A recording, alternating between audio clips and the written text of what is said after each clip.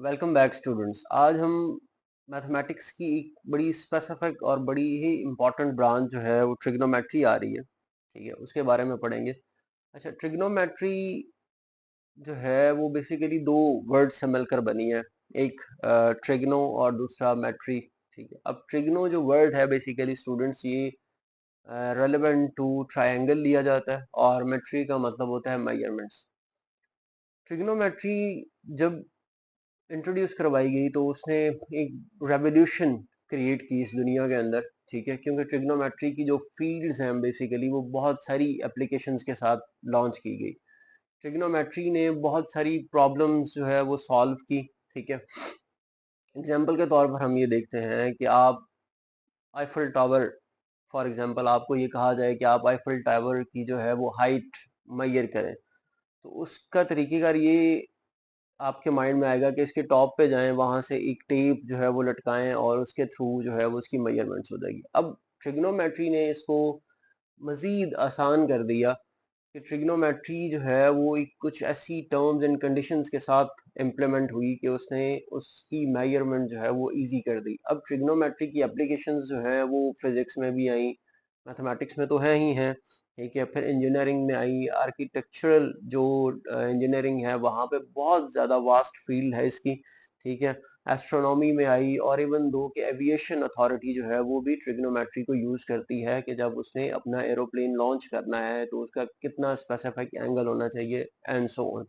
ठीक है, अब फर्दर जो है अगर हम देखें तो कुछ लोग ये क्लेम करते हैं कि जो ट्रिग्नोमेट्री जो है वो हमें जो है वो कहीं पे इस्तेमाल होती नज़र नहीं आती, लेकिन बहुत सारी ऐसी जगह कॉमन सी आती हैं कि जहाँ पे ट्रिग्नोमेट्री जो है वो बड़ी ही यूज़ हो रही होती है और हमारी डेली लाइफ में हमारी बहुत सारी प्रॉब्लम सॉल्व कर रहे होते हैं। आप ये एक वीडियो भी यहाँ पे जो है वो मुलाहिजा फरमाएं। एक है थोड़ी सी फनी, कार्टूनिक क्रिएचर्स से ली गई है, लेकिन वहां पे भी उन्होंने दिखाया हुआ है कि ट्रिग्नोमेट्री जो है वो यूज हुई हुई है।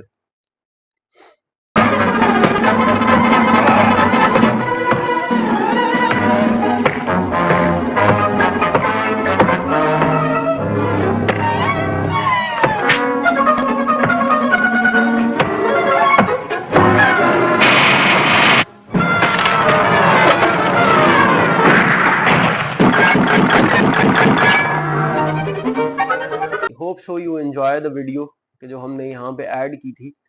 तो उससे आपको एक स्पेसिफिक एग्जांपल जो है वो मिली कि ट्रिग्नोमेट्री कहीं ना कहीं यूज हो रही है। ठीक है, अब आगे चलें तो हम इस चैप्टर में फर्दर जो है वो क्या देखेंगे। पहला हमारे पास टर्म आ रही है कि जब हमने बात की कि ट्रिग्नोमेट्री जो है वो रेलेवेंट टू द ट्रायंगल है। अब ट्रायंगल है तो उसमें कुछ स्पेसिफिक एंगल्स भी यूज होंगे और उसकी कुछ ना कुछ साइड्स भी हैं। तो जब हम एंगल की बात करते हैं तो एंगल स्टूडेंट्स क्या होता है? अच्छा जी, दो रेज को जब हम एक कॉमन पॉइंट पे मिलाते हैं तो दो जो रेज होती हैं उनके दरमियान जो डिस्टेंस लिया जाता है वो हमारे पास एज एन एंगल कंसिडर किया जाता है। एग्जाम्पल के तौर पर अगर मैं इस डायरी की बात करूं तो इस डायरी को मैं एक स्पेसिफिक पोजीशन में जब ओपन करता हूं तो ये जो डिस्टेंस बनता है दो पेजेस के दरमियान, ये जो आर्क बन रही है, जो सर्कुलर डिस्टेंस बनना है, इसे हम एंगल से रिप्रेजेंट कर रहे होते हैं। ठीक है, अब उस एंगल की दो आर्म्स कंसिडर की जाती है स्टूडेंट्स। एक होती है इनिशियल आर्म, ठीक है, और एक होती है टर्मिनल आर्म।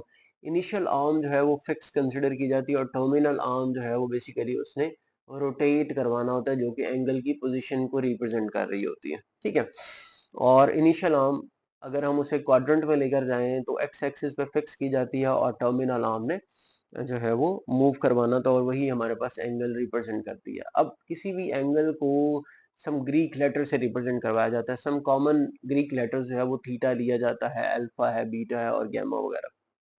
ठीक है, अब आगे चलें तो स्टूडेंट्स हमारे पास कुछ टाइप्स आती हैं रेलेवेंट टू द एंगल्स। उसमें एक्यूट एंगल है। ठीक है, अब एक्यूट एंगल क्या होता है स्टूडेंट्स?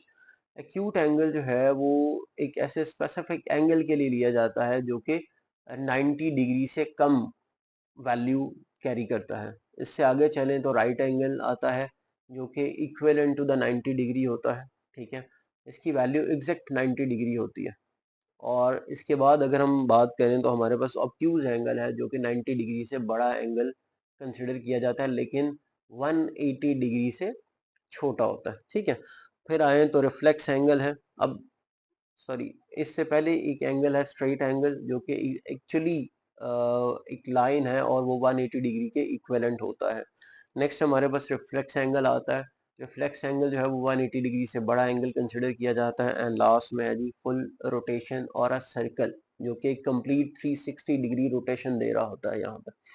अब ये सारी एंगल्स की इमेजेस भी आपको वन बाय वन यहाँ पे स्क्रीन पे आपकी शो हो चुकी होंगी। ठीक है, आगे चलें तो स्टूडेंट्स तीन तरह के एंगल्स मजीद लिए जाते हैं। पहला है जी पॉजिटिव एंगल अब और नेगेटिव एंगल्स। अब इन दोनों में डिफरेंस क्या होता है, देखें इनिशियल आर्म तो फिक्स होगी, टर्मिनल आर्म ने मूव करना है। अगर टर्मिनल आर्म जो है वो काउंटर क्लॉकवाइज मूव करती है, काउंटर क्लॉकवाइज या एंटी क्लॉकवाइज बोला जाता है, यानी कि हमारी जो क्लॉक की रोटेशन आती है उसके ऑपोजिट जो डायरेक्शन है, अगर इस डायरेक्शन में आपका टर्मिनल आर्म मूव कर रहा है तो एंगल आपका पॉजिटिव होगा। और अगर क्लॉकवाइज डायरेक्शन में मूव कर रहा है तो वो आपके पास एक नेगेटिव एंगल कंसिडर किया जाएगा। इन दोनों के भी पिक्टोरियल रिप्रेजेंटेशन आपको यहाँ पे दिखा गई है। फिर आगे जी को टर्मिनल एंगल्स आते हैं। अच्छा, को टर्मिनल एंगल्स क्या कंसिडर किए जाते हैं, नॉर्मली हम कंसिडर कर लेते हैं 15 डिग्री का एंगल है। ठीक है, अब वो एंगल फर्स्ट क्वाड्रेंट में लाया करेगा। अब अगर हम एक कंप्लीट 360 डिग्री रोटेशन कंसिडर करें और वो 360 डिग्री रोटेशन के बाद हम उसी पोजीशन पे आके खड़े होते हैं तो वो एंगल बन जाता है स्टूडेंट 375 डिग्री। अब 375 डिग्री और 15 डिग्री की जो पोजीशन है वो एक्चुअल में सिमिलर पोजीशन कंसिडर की जाती है। तो मतलब क्या है कि दो ऐसे एंगल्स जिनका इनिशियल आर्म और टर्मिनल आर्म एक सेम पोजीशन पे हो लेकिन दोनों की वैल्यूज में 360 डिग्री का डिफरेंस हो, तो वो हमारे पास को टर्मिनल एंगल्स होंगे और उनकी भी पिक्टोरियल रिप्रेजेंटेशन यहाँ पे शो की गई है। अच्छा, यहाँ पे एक पॉइंट और भी हम कंसिडर कर लेते हैं स्टूडेंट्स, फर्दर आगे चलकर मजीद हम इसको इसकी ये तो कुछ बेसिक्स थी रेलेवेंट टू द ट्रिग्नोमेट्री और एंगल्स के रेलेवेंट। ठीक है, अब इसमें एक पॉइंट और भी हम यहाँ पे लेते हैं, वो ये है कि नॉर्मली जब भी एक सर्कल है तो उसके लिए मैंने वर्ड बोला कि 360 डिग्री क्यों कंसिडर किया जाता है। अच्छा जी, बैक टू द जब बेबीलोनियन सिविलाइजेशन थी तो वो लोग जो है वो 60 की बेस नंबर सिस्टम कंसिडर करते हैं, जिसे हम सेक्साडेसिमल नंबर सिस्टम बोलते हैं। और उसमें वो एक कंप्लीट रोटेशन के लिए 360 का वर्ड यूज करते थे।